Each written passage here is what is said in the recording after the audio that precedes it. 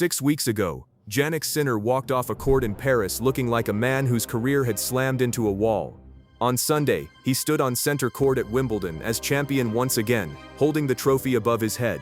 And somewhere in between those two moments, in the quiet of a press room after the biggest win of his year, he admitted something about what all of this has actually cost him that nobody was expecting to hear. It was not about tactics, it was not about trophies, it was about a price. Let's get into it. Start with where he was, because the fall was very real, and the way it happened made it worse. In late May, at the French Open, Jannik Sinner, the #1 player in the world, was dumped out in the second round, not the quarters, not even the fourth round. The second round, by a man ranked 56th in the world, Argentina's Juan Manuel Cerundolo. And it was not a straightforward defeat. Sinner had actually raced ahead, taking a commanding lead, before his body appeared to give out on him in the brutal Paris heat, cramping and faltering as the match slipped away from a position most players never lose from. To watch the best player in the world physically break down and surrender a match he was controlling was jarring. For the second year running, Paris had chewed him up and spat him out. And it came on the back of another gut punch earlier in the season, when he was beaten by Novak Djokovic in the semi-finals of the Australian Open. Sit with what that meant. The best player on the planet, the man sitting at the very top of the rankings, had gone through the first half of 2026 without winning a single one of the 4 biggest tournaments in his sport. And the situation was even more precarious than it looked from the outside.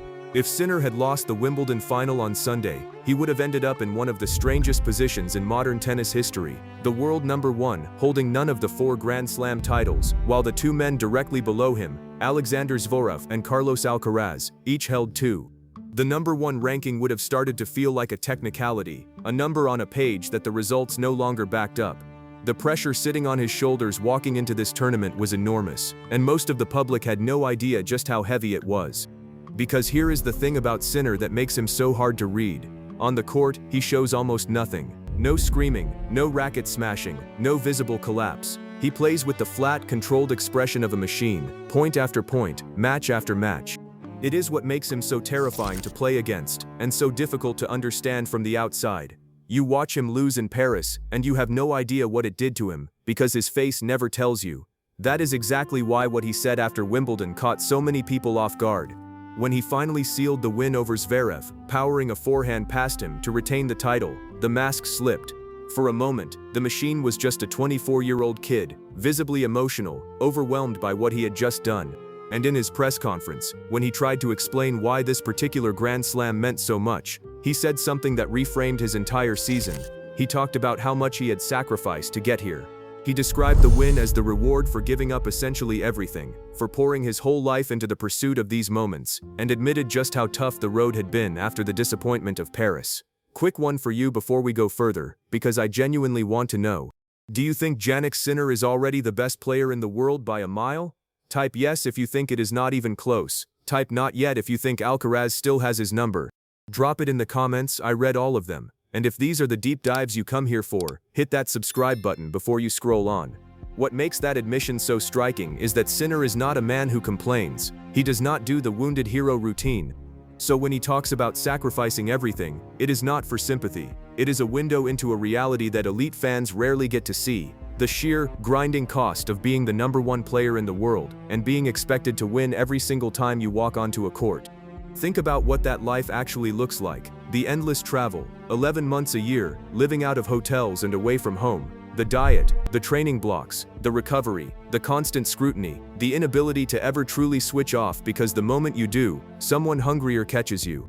He is 24 years old, an age when most people are still figuring out who they are, and he has handed almost every waking hour of his life to a single pursuit. When a man like that, who never asks for pity, tells you he has sacrificed everything, you believe him. He was even asked directly whether the victory felt like relief, like a weight finally lifting off his shoulders, and he pushed back on it. He would not call it relief. He framed it instead as the product of work, of putting himself in the best possible position, and then executing when it counted. That is a subtle thing, but it tells you everything about how his mind works. He does not see this as escaping a nightmare. He sees it as a job he went out and did. And the way he did it was ruthless. Across the entire Wimbledon final, against one of the biggest servers in the game, Sinner faced exactly one break point. One in nearly 4 hours. He talked afterward about how it all comes down to staying in the moment, how against the best players a single dropped service game can end a set, so you simply cannot afford to drift. He pointed out that his level had climbed steadily through the fortnight, that he looked shaky in his opening matches and finished the tournament playing some of his best tennis. That is not luck. That is a player who knows how to build, how to peak, how to be at his most dangerous exactly when the trophy is on the line. Here is the part that puts the whole thing in perspective. This was a bounce back, and it was not his first. A year ago, Sinner also arrived at Wimbledon carrying disappointment and turned it into a title. He has now made a habit of answering his worst moments with his best ones. The French Open breaks his heart, and weeks later he is lifting the Wimbledon trophy. There is a mental resilience there that does not show up on a stat sheet. A refusal to let a defeat define the months that follow it, and it sits underneath that blank, unreadable expression the entire time. So what did Jannik Sinner really reveal about his career?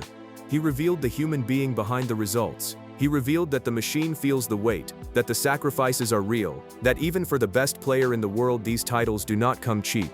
He revealed that a second-round exit in Paris was not water off a duck's back, but a genuine low that he had to climb out of. And he revealed that the way he climbs out is not with fire and fury, but with quiet, relentless work that he barely lets the outside world see. Now he looks ahead, and the road only gets more interesting. His fifth Grand Slam is in the bag, and his sights turn to the North American hard courts and the US Open, a tournament he won 2 years ago and then lost, in a painful final, to his great rival Carlos Alcaraz. That rivalry is the axis the whole sport now turns on, and Sinner even used his moment of triumph to say he hopes Alcaraz recovers from injury and comes back soon, because tennis needs him. That is the mindset of a man who does not want to win by default. He wants his rival across the net, so the victories mean something.